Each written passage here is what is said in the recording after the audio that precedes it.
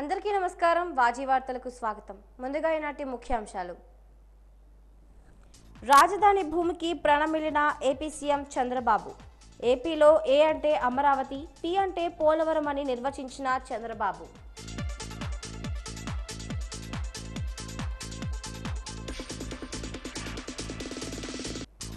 రాష్ట్ర చిన్న తరహా పరిశ్రమల మంత్రిగా పదవీ బాధ్యతలను స్వీకరించిన కొండపల్లి శ్రీనివాస్ తన బాధ్యతలను అత్యంత క్రమశిక్షణతో నిర్వహిస్తానని వెల్లడి.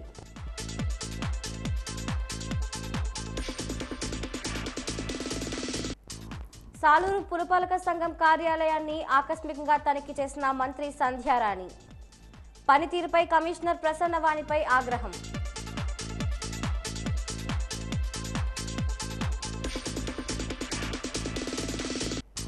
ఉరుకుల పరుగుల జీవితంలో ఒత్తిడిని ఎదుర్కొనేందుకు వజ్రాయుధం వంటిది యోగా.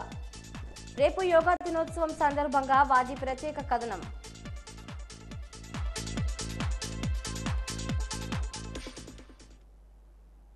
ఇప్పుడు పూర్తి వివరాలను పరిశీలిద్దాం. రాజధాని ప్రాంతంలో ఏపీ సీఎం చంద్రబాబు ఈరోజు పర్యటించారు. వైకాపా ప్రభుత్వ కక్ష సాధింపుతో నిర్లక్ష్యానికి గురైన పలు నిర్మాణాలు, రాజధాని ప్రాంత స్థితిగతుల్ని సీఎం తెలుసుకున్నారు. అమరావతి నిర్మాణాల పరిశీలనలో భాగంగా ఉండవల్లిలోని తన నివాసం నుంచి బయలుదేరి తొలుత ప్రజావేదిక చిత్రాలను సీఎం పరిశీలించారు. అనంతరం ఉద్దండరాయునిపాలెం వెళ్లారు. రాజధాని నిర్మాణానికి ప్రధాని మోడీ శంకుస్థాపన చేసిన ప్రాంతాన్ని సందర్శించారు. ఆ ప్రదేశంలో ప్రణమిల్లారు. మోకాళ్లపై కూర్చుని నమస్కరించారు. గతంలో సేకరించిన మట్టికి అక్కడ పూజలు చేశారు. రాజధాని ప్రాంతంలో సీఎం పర్యటన నేపథ్యంలో పెద్ద ఎత్తున అమరావతి ప్రాంత రైతులు, తెదేపా కార్యకర్తలు తరలివచ్చారు. జై చంద్రబాబు, జై అమరావతి అనే నినాదాలతో ఆ ప్రాంతం మారుమోగింది. శంకుస్థాపన ప్రాంతం పరిశీలన అనంతరం సీడ్ యాక్సెస్ రోడ్, అసంపూర్తిగా మిగిలిన అఖిల భారత సర్వీస్ అధికారులు, మంత్రులు, న్యాయమూర్తుల గృహ సముదాయాలను చంద్రబాబు పరిశీలించారు.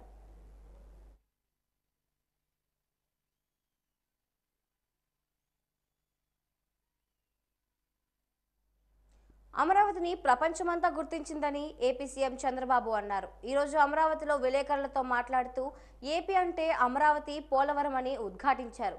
5 కోట్ల మంది ప్రజల భవిష్యత్తు కోసం రాజధాని నిర్మాణం మొదలు పెట్టామని చెప్పారు. అలాంటి రాజధానిని వైసీపీ ప్రభుత్వం అతలాకుతలం చేసిందని మండిపడ్డారు. పోలవరం వల్ల రైతులకు మేలు జరిగేదని చెప్పారు. ఈ రెండింటిని వైసీపీ సర్వనాశనం చేసిందని ధ్వజమెత్తారు. అమరావతి ప్రస్తుత పరిస్థితి చూస్తే బాధ, ఆవేదన కలుగుతోందన్నారు. అందరి ఆశీస్సులు, స్థల మహత్యం వల్లే అమరావతిని కాపాడేలా చేశాయని తెలిపారు. ఇక్కడున్న అల్లరి మూకలు అమరావతి నమూనాను కూడా విధ్వంసం చేశారని ఆగ్రహం వ్యక్తం చేశారు. గత 5 ఏళ్లలో అమరావతిలో విధ్వంసం సృష్టించారని మండిపడ్డారు. పైపులు దొంగలించారు, రోడ్లను విధ్వంసం చేశారని అన్నారు. గత టీడీపీ ప్రభుత్వంలో పని ఎక్కడ ఆగిందో అక్కడే నిలిచిపోయిందని చెప్పారు. ప్రజాప్రతినిధులు, ఐఏఎస్ సముదాయం 80% పూర్తయిందని వివరించారు. సెక్రటరీల బంగ్లాల్లో తుమ్మ చెట్లు మొలిచాయని ఆందోళన వ్యక్తం చేశారు. అమరావతిలో ఐకానిక్ కట్టడాలన్నీ ఎక్కడికక్కడే నిలిచిపోయాయని చంద్రబాబు పేర్కొన్నారు. అమరావతి ప్రజా రాజధాని, విశాఖ ఆర్థిక రాజధాని, కర్నూలును మోడల్ సిటీగా మారుస్తాం. రాయలసీమ సహా ఏపీలో 11 కేంద్ర ప్రభుత్వ సంస్థలను నెలకొల్పాం. అన్ని ప్రాంతాల సమగ్రాభివృద్ధి కోసం ప్రణాళికలు గతంలోనే రూపొందించామని అన్నారు. బ్యాక్ ఉండే వాళ్ళందరూ నిశ్శబ్దంగా ఉండాలి. మీడియా అందరికీ నా నమస్కారాలు. ఇక్కడికి విచ్చేసిన సిఆర్డిఏ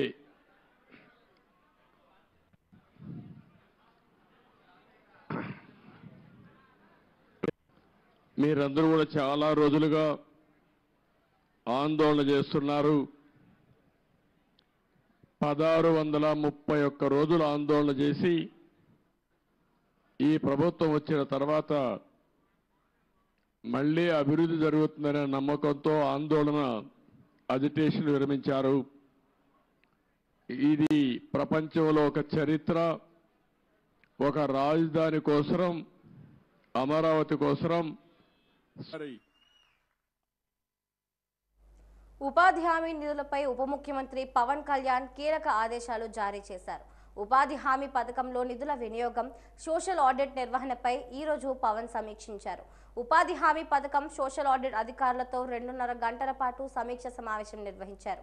ఉపాధి హామీ పథకం నిధులను సద్వినియోగం చేసుకోవాలని సూచించారు. ఈ పథకంపై సోషల్ ఆడిట్ జరిగే తీరు, నిధుల దుర్వినియోగంపై వివరాలు అడిగి తెలుసుకున్నారు. అనంతరం పంచాయతీరాజ్, గ్రామీణ అభివృద్ధి శాఖల ఇంజనీరింగ్ విభాగం సమీక్ష గావించారు.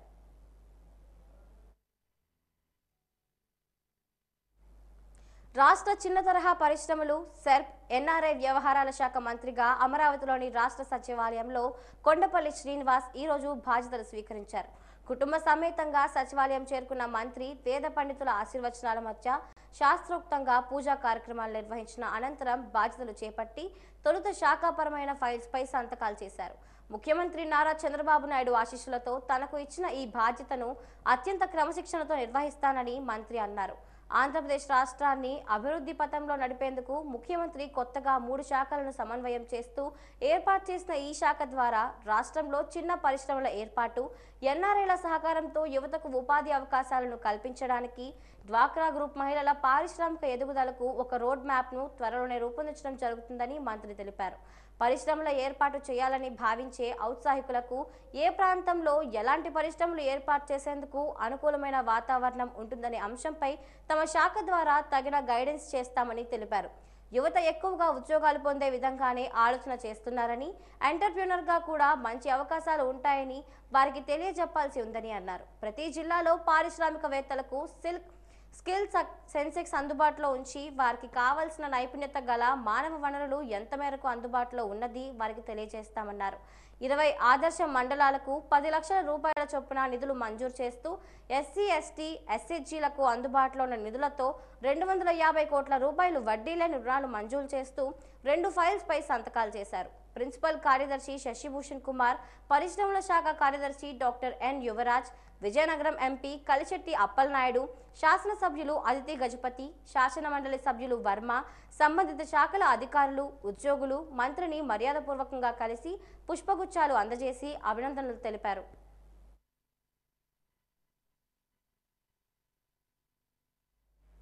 సాలూరు పురపాలక సంఘం కార్యాలయాన్ని స్త్రీ శిశు సంక్షేమ శాఖ మరియు గిరిజన శాఖ మంత్రి గుమ్మిడి సంధ్యారాణి ఆకస్మికంగా తనిఖీ చేశారు. 5 రోజుల క్రితం మంత్రి సంధ్యారాణి సాలూరులో పబ్లిక్ టాయిలెట్ స్థితిగతులను తెలుసుకుని తక్షణమే వాటిని మరమ్మతులు చేయించాలని కమిషనర్ ప్రసన్నవాణికి ఆదేశాలు జారీ చేయగా ఇంతవరకు ఆ పనులు చేయకపోవడంతో కమిషనర్పై ఆగ్రహం వ్యక్తం చేశారు.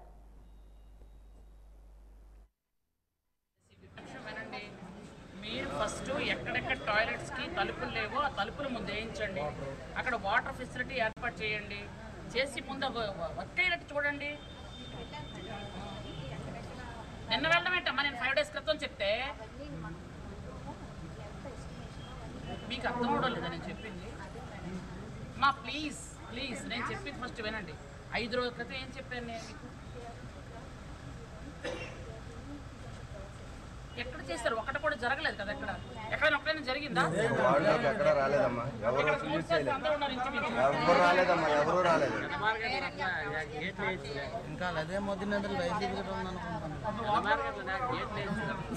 ఓకే, రేపు సీఎం గారు వస్తున్నారు, ప్రోగ్రామ్ అవుతుంది, టెండర్ వేసి పెడతారా? ఎవరు ఉండట్లేదు, అది చూసుకోండి ఫస్ట్. ఎందుకంటే నేను వచ్చి ఏదో మిమ్మల్ని సస్పెండ్ చేసామను, వార్నింగ్ ఇచ్చామన్నది కాదు నా ఉద్దేశం. 10 లోపు ఇప్పుడు 11 అయింది. 11 మీరు వచ్చింది, వాడికి ఎప్పుడు వస్తుంది? మిగిలిన వాడు అది చూసుకోండి ఫస్ట్. అక్రమ కట్టడాలపై, భూ ఆక్రమణలపై పార్వతీపురం ఎమ్మెల్యే బోనెల విజయ్ చంద్ర కొరడా ఝులిపించారు. చెరువులు, బందలు కాపాడుకునే బాధ్యత తనదేనని అన్నారు. ఈ రోజు పార్వతీపురం పట్టణంలోని దేవుని బంద, బిల్ల బంద పరిశీలించారు. ఆక్రమణదారులపై వెంటనే చర్యలు చేపట్టాలని రెవెన్యూ, పట్టణ ప్రణాళిక విభాగం అధికారులను ఆదేశించారు. సర్వే నెంబర్లతో పాటు ఆక్రమణలపై వివరాలు సేకరించి వెంటనే వారిపై చర్యలు తీసుకోవాలని అధికారులకు ఆదేశించారు. ఇక నుంచి చెరువులు, బందలు ఆక్రమిస్తే ఉపేక్షించేది లేదని హెచ్చరించారు.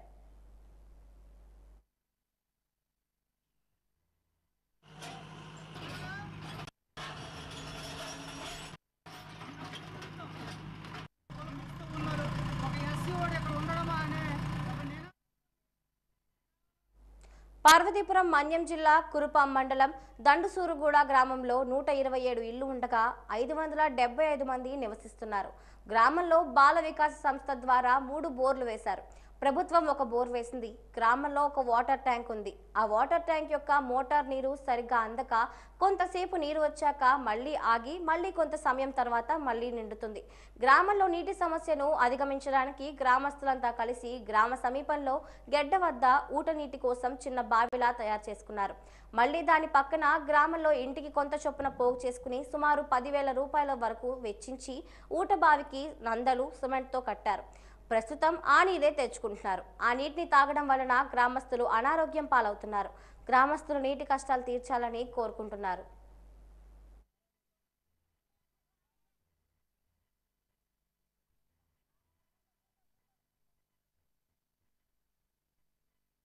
సార్ ఇక్కడ 127 కుటుంబాలు సార్, 564 జనాభా సార్. నీరు ప్రాబ్లం. ఇక్కడ వాటర్ సరిపోవట్లేదు. బాల వికాస్ నుండి 3 బోర్వెల్లు తవ్వించారు సిస్టర్లు క్రిస్టియన్స్ తరఫున. ఇక్కడ మహిళా సంఘాల తరఫున గవర్నమెంట్ బోర్ రాలేదు. ఇక్కడ ఒక ట్యాంక్ కట్టారు, అది గవర్నమెంట్ బోరే, కానీ అది సరిపోవట్లేదు. ఇక్కడ చాలా ఇబ్బంది. జ్వరాలు, ఆ నీరు ఊట నీరు తాగి జ్వరాలు ఎక్కువ వస్తున్నాయి. డయేరియా కేసులు ఎక్కువ ఉన్నాయి సార్. కలుషితమైన నీరు తాగడం వల్ల డయేరియా కేసులు ఉన్నాయి. మలేరియా జ్వరాలు 14 మంది పాజిటివ్ వచ్చాయి సార్. PVPF హాస్పిటల్లో ఉన్నారు. ఇక్కడ ఆ ఒక్క బోర్వెల్ అసలు పని చేయట్లేదు. అందుకే మేము ఊటగడ్డ నీరు తాగుతున్నాం సార్. మాకు ఏంటంటే గతం నుంచి వాటర్ చాలా ప్రాబ్లంగా ఉందండి. ఇక్కడ ఏంటంటే 3 బోర్లు ఉన్నాయి, కానీ అందులో ఒక బోరే పనిచేస్తుందండి. దానివల్ల ఊర్లో సమస్య ఉంది. దానివల్ల మేము ఏంటంటే ఊట నీరు తవ్వేమండి. ఊర్లో అందరు కలిసి మాట్లాడేసి ఆ వాటర్ కూడా బాగాలేదండి. దానివల్ల జ్వరాలని లేనిపోయిన ఒక ఊర్లో చాలా సమస్యలు ఉండడం వల్ల చాలామంది హాస్పిటల్ కూడా వాటర్ వల్ల అడ్మిట్ అయ్యారండి. దాని గురించి ఏంటంటే గవర్నమెంట్ వారు చర్య తీసుకొని మాకు వాటర్ కొంచెం మా వైపు చూస్తారనేసి కోరుకుంటున్నాము. అన్ని శాఖలలో రెవెన్యూ శాఖ చాలా కీలకమని, రెవెన్యూ సిబ్బంది క్రియాశీలకంగా పనిచేసి జిల్లా ప్రగతికి కృషి చేస్తున్నారని జిల్లా రెవెన్యూ అధికారి ST అనిత పేర్కొన్నారు. జిల్లా రెవెన్యూ అసోసియేషన్ ఆధ్వర్యంలో కలెక్టరేట్ ఆడిటోరియంలో ఈరోజు రెవెన్యూ డే కార్యక్రమాన్ని నిర్వహించారు. ఈ సందర్భంగా ఆమె మాట్లాడుతూ ప్రజలకు రెవెన్యూ సేవలు చేరువ చేయడంలో మరింతగా కృషి చేయాలన్నారు. రెవెన్యూ సిబ్బందిలో ఎలాంటి కష్టం వచ్చినా ఒకరికొకరు సహకరించుకోవాలన్నారు. రెవెన్యూ సిబ్బంది ఐక్యతతో ఉండాలన్నారు. విశ్రాంతి ఉద్యోగులకి సహకారం అందించాల్సిన అవసరం ఉందన్నారు. ఈ కార్యక్రమంలో విజయనగరం తహసీల్దార్ రత్నం తదితరులు పాల్గొన్నారు.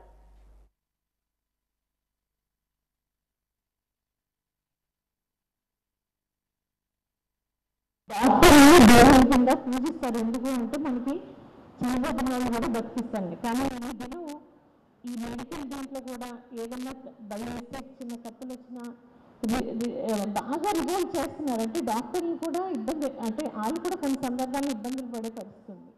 మన రెవెన్యూ డిపార్ట్మెంట్కి పోలీస్ తర్వాత అందరూ, ఈవెన్ ఆ డాక్టర్లు కూడా మా దగ్గరికి వచ్చి, నా దగ్గరగా అనడం లేదు, మన దగ్గరికి వచ్చి పాపం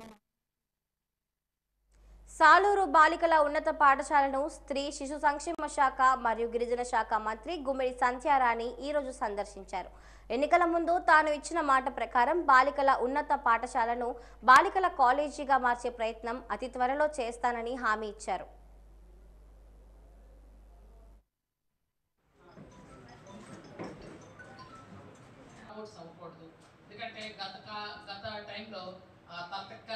నిర్ణయాలన్నీ తీసుకొని స్కూల్స్ మర్జ్ చేయడం కానీ డ్రాప్అవుట్స్ చాలా పెరిగారు. అలాగే స్కూల్స్ మర్జ్ చేసిన తర్వాత చాలామంది పిల్లల్లో కన్ఫ్యూషన్, ఏమేమి కల్పిస్తారో తెలియదు, ఏ స్కూల్స్ కల్పిస్తారో అని చాలామంది ఏంటంటే వేరే దగ్గరకు కూడా వెళ్ళిపోయే పరిస్థితి, ప్రైవేట్ స్కూల్స్లో కూడా జాయిన్ అయిన పరిస్థితి. అంటే నాకు ఇంకొక విషయం ఏంటంటే ఎప్పటి నుంచి ఈ స్కూల్లో జాయిన్ అవ్వాలి అంటే సీట్లు కూడా దొరకని పరిస్థితి ఉంది. అంత మంచి స్కూల్ ఇది. కాబట్టి ఇలాంటి స్కూల్స్ మనం డెవలప్ చేసుకుంటూ వెళ్తే గవర్నమెంట్ స్కూల్స్కి ఒక ప్రత్యేకత ఉంటుంది. ఇక్కడ పిల్లలు కూడా చదువుకోగలుగుతారు. ఇక్కడ టీచర్స్ కూడా యాక్చువల్గా నేను ఎప్పుడు చెప్తూ ఉంటాను, అందరికీ తెలిసే విషయం, ప్రైవేట్ స్కూల్స్కి గవర్నమెంట్ స్కూల్స్కి తేడా ఏంటంటే మనం ప్రైవేట్ స్కూల్స్ ఎక్కువ డబ్బులు కట్టి, అంటే ఫుల్గా క్వాలిఫై ఉన్నారా లేదా అన్నది నాకు తెలియదు, కొంతమంది ఉండొచ్చు, కానీ ఫుల్లీ క్వాలిఫైడ్ డబ్బులు కట్టకుండా చదువుకున్నది గవర్నమెంట్ స్కూల్. టీచర్స్ అందరూ ఫుల్లీ క్వాలిఫైడ్. నీట్ పరీక్షపై జరుగుతున్న ఆరోపణలపై సమగ్ర విచారణ జరిపించాలని, నేషనల్ టెస్టింగ్ ఏజెన్సీను రద్దు చేయాలని ఎస్ఎఫ్ఐ జిల్లా కార్యదర్శి వెంకటేష్ డిమాండ్ చేశారు. ఈ మేరకు సంఘం ఆధ్వర్యంలో స్థానిక ఆర్టీసీ కాంప్లెక్స్ నుండి అంబేద్కర్ జంక్షన్ వరకు విద్యార్థులతో ర్యాలీ నిర్వహించారు. అనంతరం మానవహారం చేసి తమ నిరసనను వ్యక్తం చేశారు. ఈ సందర్భంగా ఆయన మీడియాతో మాట్లాడుతూ నీట్ యూజీ 2024 ఫలితాల్లో హర్యానాకు చెందిన ఒకే పరీక్షా కేంద్రంలో 7 విద్యార్థులకు ఆల్ ఇండియా ఫస్ట్ ర్యాంక్ రావడం, వారందరికీ 720/720 మార్కులు రావడంతో ఎన్నో అనుమానాలకు తావితీస్తోందన్నారు.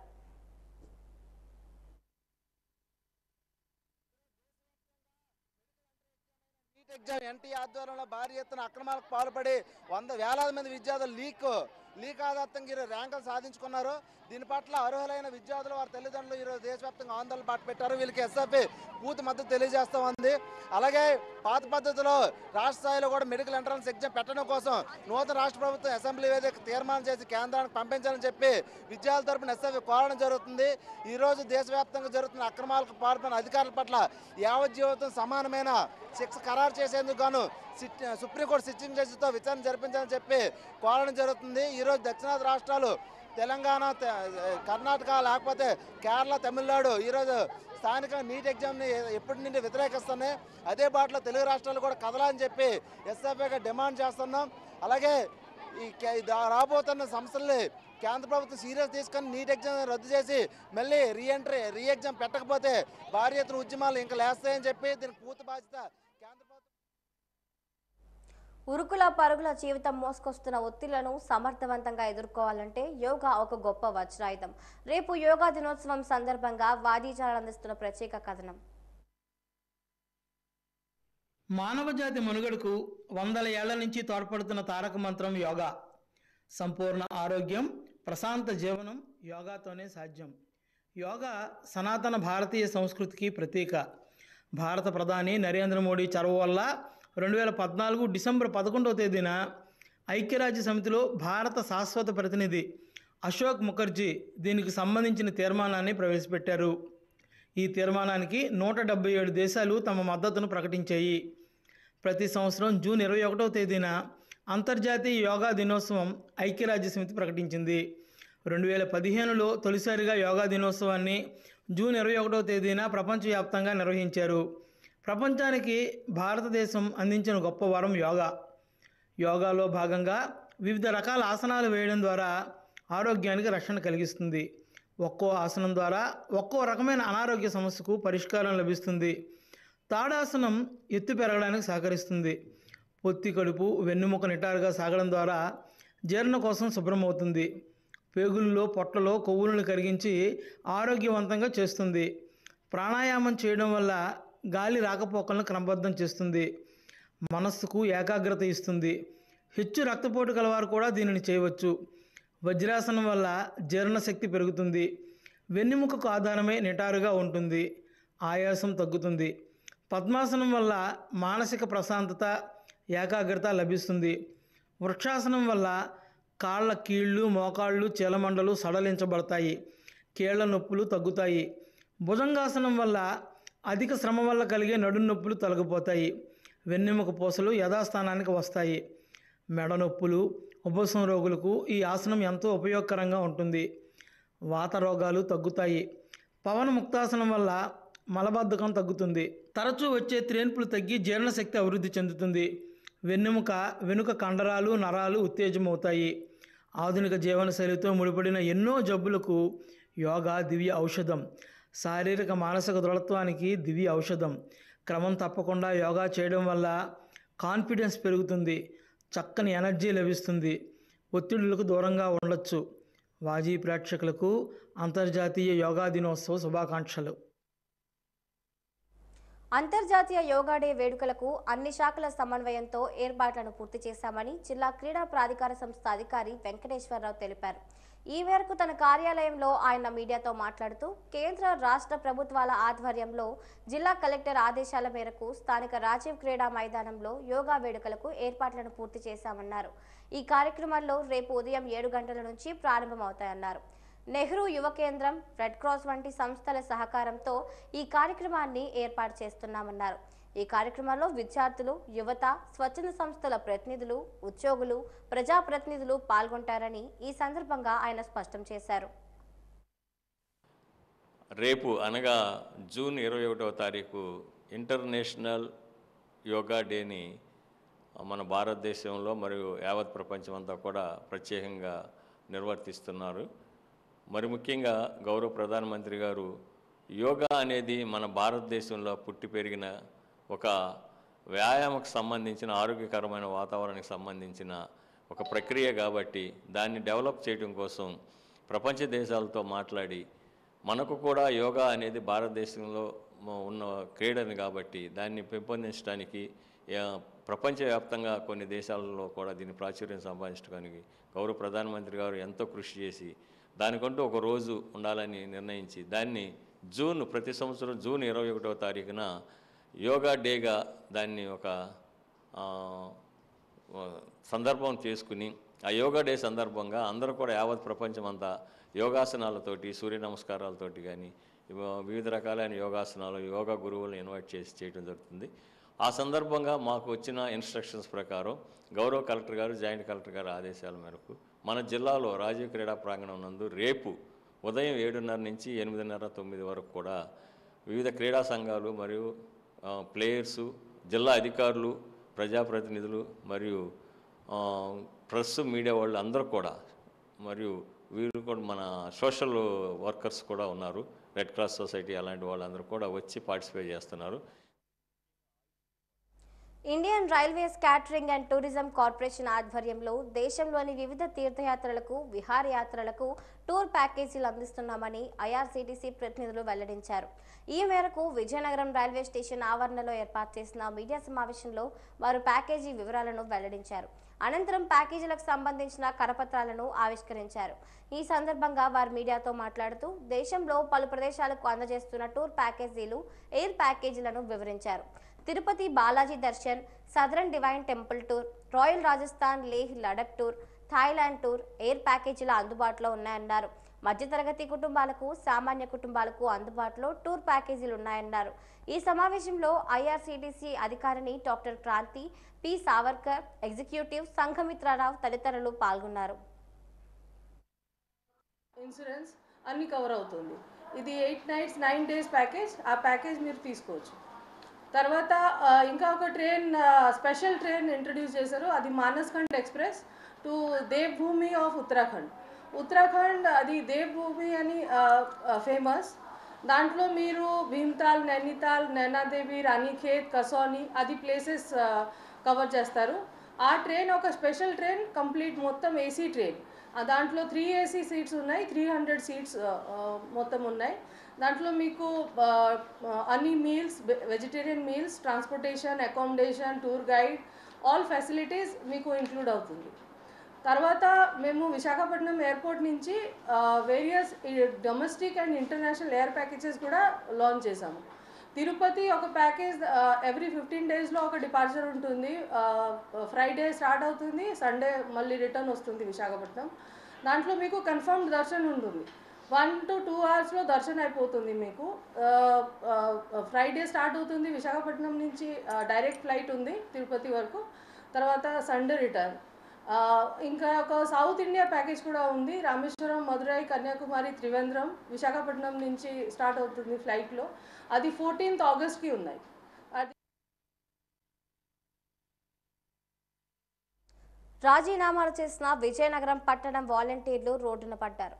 విజయనగరం నగర కార్పొరేషన్కు చెందిన కొంతమంది వాలంటీర్లు తమ ఉద్యోగాలను కొనసాగించాలని నగరపాలక కమిషనర్కు ఈరోజు వినతి పత్రాన్ని అందజేశారు. ఈ సందర్భంగా వారు మాట్లాడుతూ గత 5 సంవత్సరాలుగా ప్రభుత్వ సంక్షేమ పథకాలన్నీ ప్రజలకు చేరువ చేయడంలో క్రియాశీలకమైన బాధ్యతలు వహించామన్నారు. కొన్ని కారణాల వలన రాజీనామా చేయడం జరిగిందని అన్నారు. రాజీనామాలను దృష్టిలో పెట్టుకోకుండా అందరికీ ఉద్యోగాలు ఉండేలా చర్యలు తీసుకోవాలని కోరారు. ఇప్పుడు ఉద్యోగాలు లేకపోతే రోడ్డున పడవలసిన పరిస్థితి ఏర్పడుతుందని, తమ అందరికీ న్యాయం జరిగేలా చూడాలని వారు విజ్ఞప్తి చేశారు. మేము వాలంటీర్లుగా విజయనగరం అర్బన్లో మేము పనిచేస్తున్నాం. మేము గత 5 సంవత్సరాల నుంచి కుల, మత, రాజకీయ వర్గాలు చూడకుండా అర్హులైన ప్రతి ఒక్కరికి మేము పథకాలు అందించాం.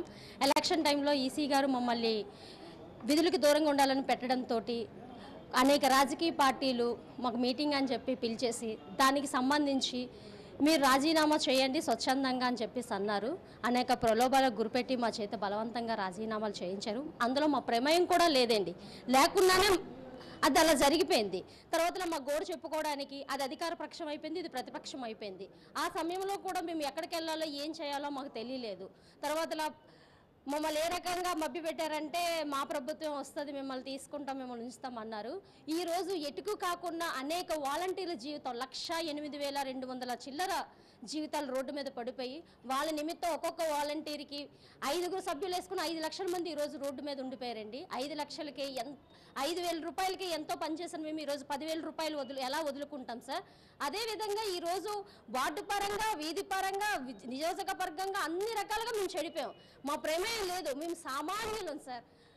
100 మంది దోషులను తప్పించుకోవచ్చు, కానీ ఒక నిర్దోషకు కూడా శిక్ష పడకూడదు. అదే రకంగా మేమందరం కూడా మా రాజీనామాలు మేము వెనక్కి తీసుకుంటున్నాం సార్. దయచేసి మా యొక్క విన్నపాన్ని మన్నించి ఇప్పుడు ఏదైతే ప్రభుత్వం ఏర్పడిందో సీఎం సార్ మాకు న్యాయం చేయాల్సిందిగా మాకు సంబంధించి మాకు అందరూ కూడా మీ ఉన్న ప్రభుత్వం మాకు వాలంటీర్ వ్యవస్థ ఉంచుతామని మాట ఇచ్చారు.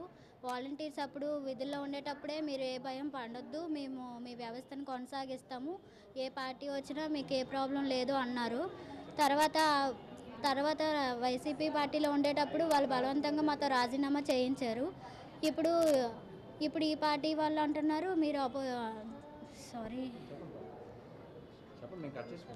ఇప్పుడు ఈ పార్టీ వాళ్ళు అంటున్నారు వాలంటీర్స్ని రాజీనామా చేసిన వాళ్ళు ఎవరిని తీసుకోమో అంటున్నారు. ఇంకా ఉన్న వాళ్ళు కూడా ఉంచుతామో తీసేస్తామో తెలీదు అంటున్నారు. మళ్ళీ కొత్త వాళ్ళు వేసుకుంటామో అంటున్నారు. మాకు వాలంటీర్ కోసం ఏటీ కూడా సరైన గైడెన్స్ ఏం లేదు. మేము మళ్ళీ వెనక్కి తీసుకోవాలనుకుంటున్నాము. దయచేసి మాకు న్యాయం చేయండి సీఎం సార్. మేము బలవంతంగా చేసిన రాజీనామా తప్పితే పార్టీకి వ్యతిరేకంగా అయితే మేము చేయలేదు. అలాగని ఎలక్షన్ డ్యూటీస్లో కూడా మేము పాల్గొనలేదు. అంతర్జాతీయ యోగా దినోత్సవం సందర్భంగా రేపు ఉదయం రాజీవ్ క్రీడా మైదానంలో యోగా దినోత్సవ వేడుకలు నిర్వహించడం జరుగుతుందని సెడ్విజ్ సీఈఓ రామ్ గోపాల్ తెలిపారు. కలెక్టరేట్లో ఈ రోజు ఆయన వాచీ న్యూస్తో మాట్లాడారు. యోగా చేయడం వల్ల ఆరోగ్యం మెరుగవుతుందన్నారు. యోగాపై అవగాహన కార్యక్రమాలను రేపు కంటోన్మెంట్ ప్రభుత్వ పాఠశాలలో నిర్వహిస్తున్నామన్నారు. ప్రతి పాఠశాలలోనూ యోగా ఆసనాలు అభ్యసించేలా చర్యలు తీసుకోవాలని జిల్లా విద్యాశాఖను కోరడం జరిగిందన్నారు. రేపు జరగబోయే కార్యక్రమాలను విజయవంతం చేయాలని ఆయన పిలుపునిచ్చారు. 2014 ఐక్యరాజ్య సమితి సమావేశంలో మన భారత ప్రధాని శ్రీ నరేంద్ర మోడీ గారు మన భారతీయ సంస్కృతిలో భాగమైన యోగా గురి ఇంపార్టెన్స్ అక్కడ తెలియజేశారు. ఒక ఇంటర్నేషనల్ డే ఆఫ్ యోగా కింద పెట్టి ప్రపంచవ్యాప్తంగా యోగా అనేది చేస్తే అందరికీ మానసిక శారీరక ఆరోగ్యం జరుగుతుంది అనే ఉద్దేశంతో చెప్పారండి. దాన్ని తర్వాత 193 దేశాలను యుఎన్ వాళ్ళు 177 దేశాలు ఏకపక్షంగా అంగీకరించాయి యోగా డే చేయడానికి. సో 2015 జూన్ 21 నుంచి ఇది రేపు జరుపుకున్నది 10వ ఇంటర్నేషనల్ డే ఆఫ్ యోగా అండి. దానిలో భాగంగా సెంట్రల్ గవర్నమెంట్ మినిస్ట్రీ ఆఫ్ ఆయుష్ వాళ్ళు మన స్టేట్ గవర్నమెంట్కి ఇన్స్ట్రక్షన్లు ఇచ్చారు. స్టేట్ గవర్నమెంట్ మళ్ళీ ఇంటర్మ్ మినిస్ట్రీ ఆఫ్ మన ఆయుష్ డిపార్ట్మెంట్కి, స్కూల్ ఎడ్యుకేషన్ డిపార్ట్మెంట్కి, యూత్ సర్వీస్ డిపార్ట్మెంట్కి, మన డిస్ట్రిక్ట్ స్పోర్ట్స్ అథారిటీకి కూడా ఇంటర్మ్ వాళ్ళ డిపార్ట్మెంట్లు ఇలాగా యోగా డే చేయమని ఇన్స్ట్రక్షన్లు ఇచ్చాయి. దానిలో భాగంగా రేపు ఉదయం 7:30 to 8:30 మధ్యలో ఈ అన్ని డిపార్ట్మెంట్లు కలిపి యోగా డే మన నెహ్రూ యువ కేంద్ర వాళ్ళు కూడా పార్టిసిపేట్ చేస్తున్నారు. అందరం కలిపి అక్కడ యోగా డే పార్టిసిపేట్ చేస్తాము. దాని తర్వాత 9 గంటలకి అంటే రాజీవ్ స్టేడియంలో చేస్తున్నాము. మేము ఈ సంవత్సరము కొంచెం సిఎంఆర్ వాళ్ళు అండ్ గోల్డెన్ ట్రీ డెవలపర్స్ వాళ్ళు రియల్ ఎస్టేట్ వాళ్ళ సహకారం తీసుకొని ఒక 310 బ్యానర్లు తీసుకోవడం జరిగిందండి. అంటే ప్రతి గవర్నమెంట్ స్కూలు, కేజీబీవీ స్కూల్లో పిల్లలకి యొక్క యోగాకి ఇంపార్టెన్స్ తెలియాలి, సూర్య నమస్కారాలు ఇంపార్టెంట్ తెలియాలని మనం బ్యానర్లు వాళ్ళ సహకారంతో తీసుకొని ఆల్రెడీ డిఈఓ గారికి అప్పచెప్పడం జరిగింది. డిఈఓ గారు ఆల్రెడీ స్కూల్స్కి పంపించడం జరిగిందండి. రేపు ఉదయం 9 గంటలకి జిల్లా వ్యాప్తంగా అన్ని ప్రభుత్వ పాఠశాలలు, కేజీబీవీల్లో ఈ సూర్య నమస్కారాలు పీఈటీపీ. నూతన విద్యా సంవత్సరానికి సంబంధించి విద్యార్థులకు బస్ పాస్లు అందుబాటులో ఉన్నాయని, విద్యార్థులంతా ఈ అవకాశాన్ని సద్వినియోగం చేసుకోవాలని ఆర్టీసీ డిఎం శ్రీనివాసరావు తెలిపారు. ఈ మేరకు తన కార్యాలయంలో ఆయన వాచీ న్యూస్తో మాట్లాడుతూ విద్యార్థుల రద్దీ దృష్ట్యా ప్రత్యేక సర్వీసులను పునరుద్ధరించామన్నారు. అదేవిధంగా కేవలం విద్యార్థుల కోసమే స్కూల్ బస్సులను నడుపుతున్నామన్నారు. బస్ పాస్లు కావాలనుకునే విద్యార్థులు తాము చదువుకుంటున్న విద్యా సంస్థ నుంచి study certificate, Aadhaar card, bus pass application తీసుకుని వస్తే పాస్లు జారీ చేస్తామని అన్నారు. రద్దీగా ఉండే చీపురుపల్లి రూట్లో ప్రత్యేకంగా 3 బస్ సర్వీసులు నడుపుతున్నామని వెల్లడించారు. డయల్ యువర్ డిఎం కార్యక్రమానికి అనూహ్య స్పందన వచ్చిందని, ఇందులో దాదాపు 16 వినతులు వచ్చాయని అన్నారు. వాటన్నింటినీ పరిష్కరించేందుకు కృషి చేస్తున్నామని స్పష్టం చేశారు. రాజాం ఆర్టీసీ కాంప్లెక్స్ లో కూర్చునేందుకు సరిపడా బల్లలు లేవని వచ్చిన వినతిపై సత్వరమే స్పందించి అక్కడ అదనంగా బెంచీలను పంపిస్తున్నామన్నారు. పరిసర ప్రాంతాల్లోని విద్యార్థులకి ఈ స్కూల్ బస్ పాసులు మనం ఇవ్వడం ప్రారంభించాం. మొన్న 12వ తారీఖు నుంచి ప్రారంభించాం. ఊళ్ళో ఉన్నటువంటి అన్ని కాలేజీలు, స్కూల్స్ పిల్లలందరూ కూడా ఈ సౌకర్యాన్ని వినియోగించుకొని బస్ పాసులు తీసుకొని బస్సుల్లో సేఫ్గా ప్రయాణం చేయాలని కోరుకుంటున్నాం. బస్ పాస్ తీసుకోవడానికి వాళ్ళు ఆధార్ కార్డు, నెక్స్ట్ స్కూల్ నుంచి study certificate, Aadhaar card, next మన ఆన్లైన్ అప్లికేషన్ పట్టుకొని వస్తే బస్ పాస్ చేయడం జరుగుతుందండి. తర్వాత మన కాలేజీ నుంచి 50 కిలోమీటర్ల రేడియస్, 50 కిలోమీటర్ల పరిధి వరకు మనం ఈ స్టూడెంట్ బస్ పాస్లు ఇవ్వడం జరుగుతుంది.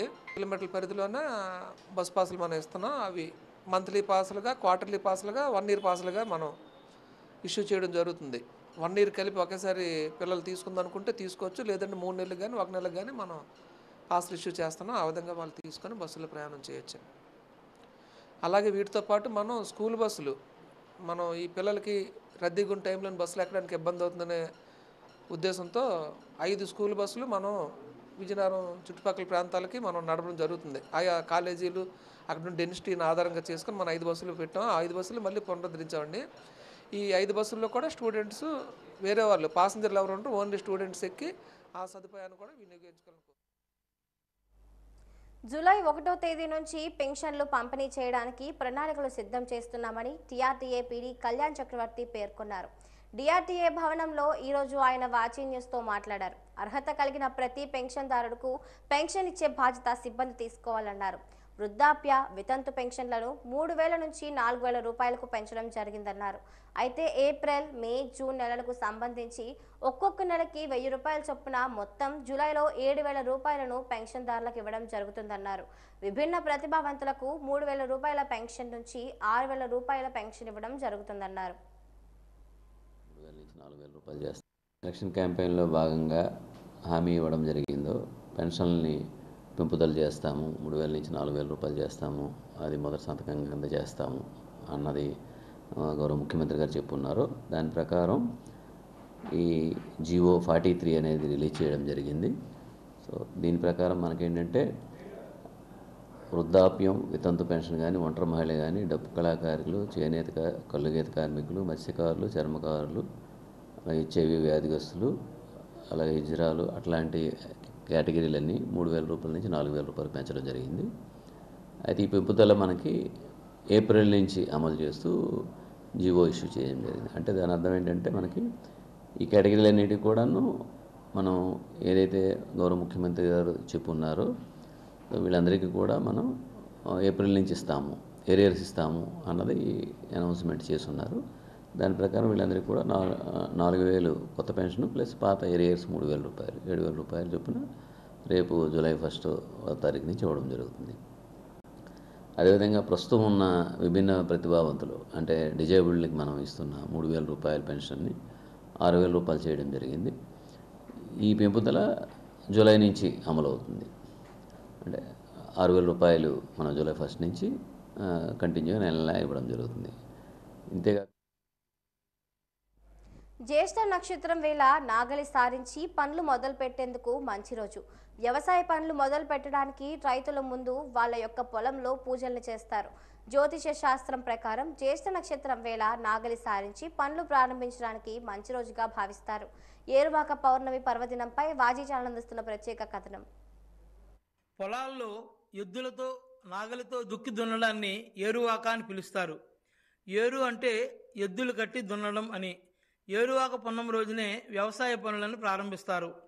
ఔషధులకి వ్యవసాయానికి అధిపతి అయిన చంద్రుడు జ్యేష్ఠ నక్షత్రానికి చెరువులో ఉన్న తరుణంలో ఏరువాక పూర్ణిమ శుభ ఫలితాలను అందిస్తాడని చాలామంది నమ్ముతారు. అందుకే జ్యేష్ఠ పూర్ణిమ నాడు మొదటిసారి పొలాన్ని దుల్లుతారు. ఏరువాక పూర్ణిమను సీతాయజ్ఞమని, సంస్కృతంలో వృషభయజ్ఞమని, కన్నడంలో కారణి పబ్బం అని పిలుస్తారు. శుద్ధోదన మహారాజు ఆనాడు కపిలవస్తులో లాంఛనంగా ఈ ఏరువాకను ప్రారంభిస్తూ బంగారు నాగల్ని కర్షకులకు అందించినట్లుగా శాస్త్రాలలో వివరించబడి ఉంది. హాలుడు రాసిన గాథా సప్తశతిలో ఏరువాక గురించి అనేక కథలు ప్రాచుర్యంలో ఉన్నాయి. శ్రీకృష్ణదేవరాయల కాలంలో ఏరువాక సందర్భంగా రైతన్నల ప్రస్తావన వచ్చింది. అథర్వణ వేదం ఏరువాకను అనలోత్సవంగా చెప్పింది. క్షేత్రపాలకుని మంత్రాలతో స్తుతించి నాగలితో భూమిని దున్ని విత్తనాన్ని చల్లడం వంటి పద్ధతులను ఆచరించేవారు. ఆ తరువాత కాలంలో పరాశరుడు, బోధాయనుడు మొదలైన మహర్షులు తమ గుహ్య సూత్రాల్లో ఈ పండుగ గురించి ప్రస్తావించారు. ఏరువాక పున్నమి రోజున రైతులందరూ ఊరి బయటకు వెళ్ళి చర్నాకోలతో తోరాలను కట్టి ఎవరికి దొరికిన నారను వారు తీసుకొచ్చి ఎడ్ల మడలో కడతారు. ఈ విధంగా చేయడం వల్ల పంట పొలాలు బాగా పండుతాయని, పశు సంపద పెరుగుతుందని చాలామంది నమ్ముతారు. జ్యోతిష్య శాస్త్రం ప్రకారం జ్యేష్ఠ నక్షత్రం వేళ నాగలి సారించి పనులు ప్రారంభించడానికి మంచి రోజుగా భావిస్తారు. రైతులు ఉదయమే ఎద్దులను శుభ్రం చేసి వాటి కొమ్ములకు రంగులు పూసి గజ్జలు పూలతో అలంకరించి కట్టే కాడిని ధూపదీప నైవేద్యాలతో పూజిస్తారు. అనంతరం కాడెద్దులకు ప్రత్యేక పూజలు నిర్వహించి బొబ్బట్లు తినిపిస్తారు. పొలానికి వెళ్ళి భూమాతను ఆరాధిస్తారు. ఏరువాక పున్నమి సాయంకాలం రంగురంగుల బట్టలతో ఎద్దులను అలంకరించి ఆ తరువాత డప్పులు మేళతాళాలతో ఊరేగిస్తారు. వాటికి ఎటువంటి రోగాలు రాకుండా ఉండేందుకు ఆయుర్వేద మందులను, నూనెలు కూడా తాగిస్తారు. బొబ్బిలి నియోజకవర్గంలో సాగునీటి వనరులు ఉన్నప్పటికీ పాలకుల నిర్లక్ష్యంతో రైతులకు సాగునీరు అందడం లేదని సిపిఎం జిల్లా కార్యదర్శి వర్గ సభ్యులు పి శంకర్రావు అన్నారు. బొబ్బిలి సిఐటియు కార్యాలయంలో విలేకరులతో మాట్లాడుతూ నియోజకవర్గంలో రైతులకు పుష్కలంగా సాగునీరు అందించే పరిస్థితి ఉన్నప్పటికీ నిధులు కేటాయించకపోవడం వలన రైతులకు సాగునీరు అందడం లేదన్నారు. వీఆర్ఎస్ కాలువ నిర్వహణకు లష్కర్లు లేకపోవడంతో రైతులకు సక్రమంగా సాగునీరు అందడం లేదన్నారు. వీఆర్ఎస్ కాలువల నిర్వహణకు 80 మంది ఉండాల్సి ఉన్నప్పటికీ 8 మంది మాత్రమే ఉన్నారన్నారు. వీఆర్ఎస్ నీరు గ్రోత్ సెంటర్ వద్ద ఉన్న స్వామివారి చెరువుకు నీరు ఇచ్చి మినీ రిజర్వాయర్గా మార్చాలని డిమాండ్ చేశారు. కంచరగడ్డ, చిత్రకోట బొడ్డవలస, పారాది ఆనకట్ట, వెంగళ రాయసాగర్ ప్రాజెక్టు కాలువలకు 10 కోట్ల రూపాయల నిధులు కేటాయిస్తే 10,000 ఎకరాలకు సాగునీరు అందించవచ్చన్నారు. నీళ్లు ఉన్నాయి, నీళ్లు ఉన్నప్పటికీ కూడా కిందకు రాకపోవడానికి కారణం కేవలం కాలువలు మెయింటెనెన్స్ లేక. ఎంత దారుణం అంటే వెంగళరాయ సాగర్ మెయింటెనెన్స్ కానీ కాలువలు కానీ 80 మంది గతంలో ఉంటే ఇప్పుడు 0 తీసి కేవలం 8 మంది మాత్రమే ఈరోజు వెంగళరాయ సాగర్లో ఒక మెయింటెనెన్స్ కాలువ మెయింటెనెన్స్ స్టాఫ్ ఉన్నారు. 8 మంది. 6 అవుట్ సోర్సింగ్ మీద నియమించారు. వాళ్ళకి 5-6 నెలల పాటు జీతం లేదు. మాజీ మంత్రి బొత్స సత్యనారాయణ ఆడిన మాట తప్పారని జనసేన పార్టీ ఉత్తరాంధ్ర మహిళా రీజనల్లో కోఆర్డినేటర్ తుమ్మి లక్ష్మీరాజ్ ఆరోపించారు. ఉగాది తర్వాత జనసేన పార్టీకి మనుగడ ఉండదని, జనసేన పార్టీ ఉంటే గుండు కొట్టించుకుంటానని చెప్పి మాట తప్పారని అన్నారు. బొత్స సత్యనారాయణ గుండు ఎప్పుడు కొట్టించుకుంటారని తుమ్మి లక్ష్మీరాజ్ ప్రశ్నించారు. ఈ మేరకు ఆమె మాట్లాడుతూ మంత్రి హోదాలో ఉన్నప్పుడు చేసిన ఛాలెంజ్ చేతల్లో చూపించాలని అన్నారు. ఏదైతే మ్యాట్రిక్స్ ఉన్నా ఏదైతే ఒకడు వచ్చి ఉత్తరాంధ్ర అనుకుని మైదానం తిరుగుతున్నారో వాడు వచ్చి నిన్నే మన దగ్గర నుంచి వెళ్ళాడు. 2 రాజకీయ పార్టీలు ఉండవు. నీకు వచ్చే కొత్త మనస్తత్వం ఉంటే నేను గుండు కొట్టించుకుంటాను.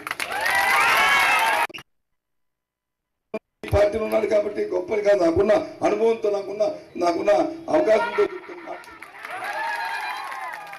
ప్రజలు నాకు చేసిన వ్యక్తిగా చెప్తున్నా.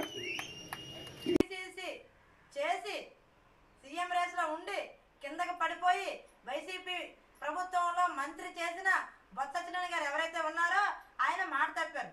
ఎలా మాట తప్పారంటే మొన్న జరిగిన సార్వత్రిక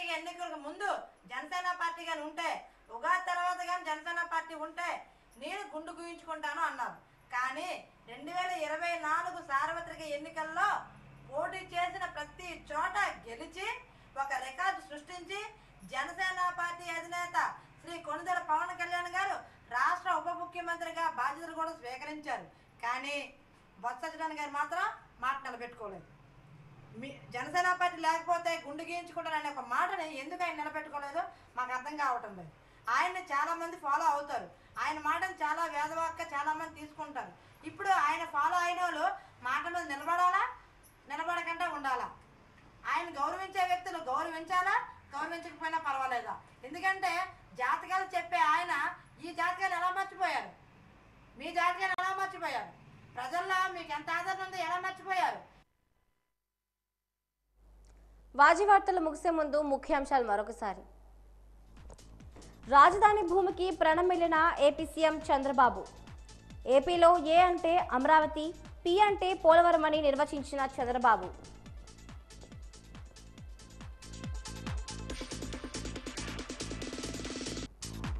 రాష్ట్ర చిన్న తరహా పరిశ్రమల మంత్రిగా పదవీ బాధ్యతలను స్వీకరించిన కొండపల్లి శ్రీనివాస్.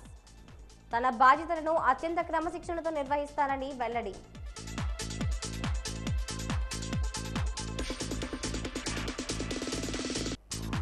సాలూరు పురపాలక సంఘం కార్యాలయాన్ని ఆకస్మికంగా తనిఖీ చేసిన మంత్రి సంధ్యారాణి. పనితీరుపై కమిషనర్ ప్రసన్నవాణిపై ఆగ్రహం.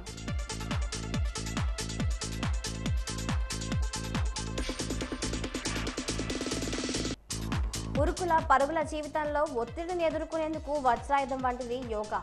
రేపు యోగా దినోత్సవం సందర్భంగా వాజీ ప్రత్యేక కథనం.